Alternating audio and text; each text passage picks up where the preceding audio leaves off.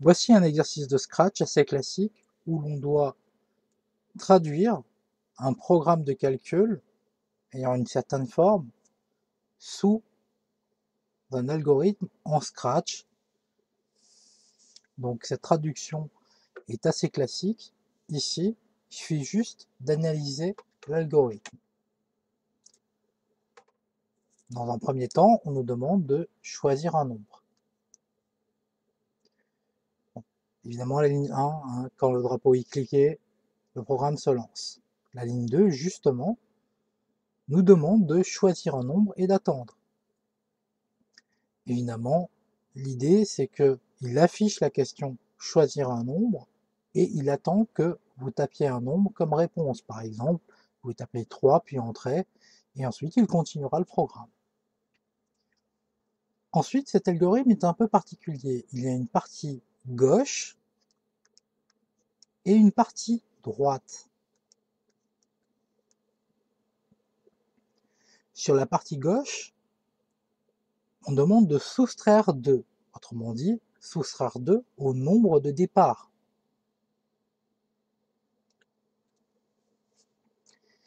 Et ici, justement, on pourrait se dire, ok,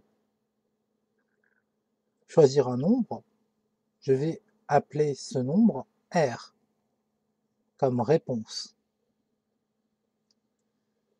Ensuite, on me demande de soustraire 2 à ce nombre de départ, donc R moins 2.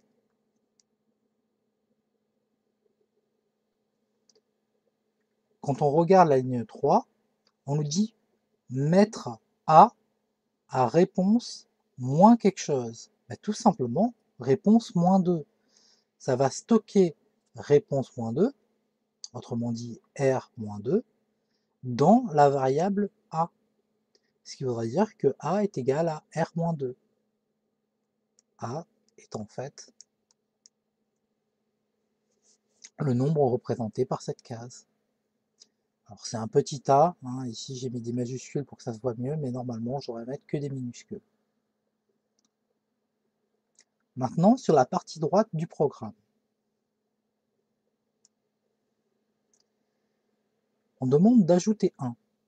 Ajouter 1, bien sûr, au nombre choisi, autrement dit R plus 1.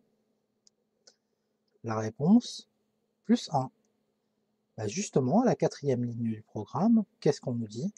On nous dit mettre dans B, réponse plus quelque chose. Et c'est ça qu'il faut remplir, bah, tout simplement. Plus 1. Réponse plus 1 va être stocké dans B.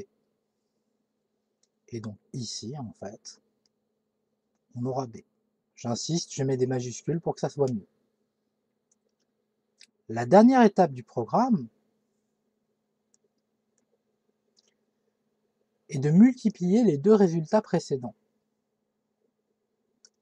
Évidemment, on pourrait écrire R-2 facteur de R plus 1.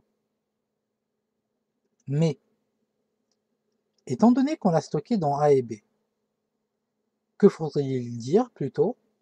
Bah, tout simplement, dire A fois B, le fois est déjà dans le programme Scratch,